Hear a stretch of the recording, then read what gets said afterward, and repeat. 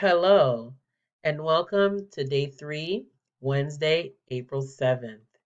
It is a Wednesday, that means it's an async day. We will not meet as a class on Zoom. However, I do have office hours from 7 to 8. Some people, I will let you know who you are, will talk to Ernest about your Lexile levels. And I'll also be doing a review on ED and answer any questions. Please take advantage of this time. Let's see what work you have to do.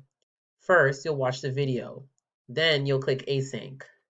You have two activities to do. The first one is to choose one of our topics that we talked about yesterday. Some people were not here, so we are writing our 3-paragraph essay on racial inequality in either you choose US education, in police practices, or in the US healthcare.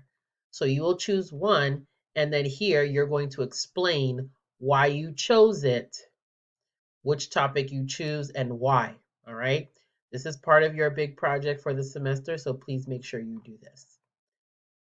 Your next activity is in the book, page 46 and 47. You'll do part A, and then you'll do all of page B, C, and D on page 47. Take a picture and upload.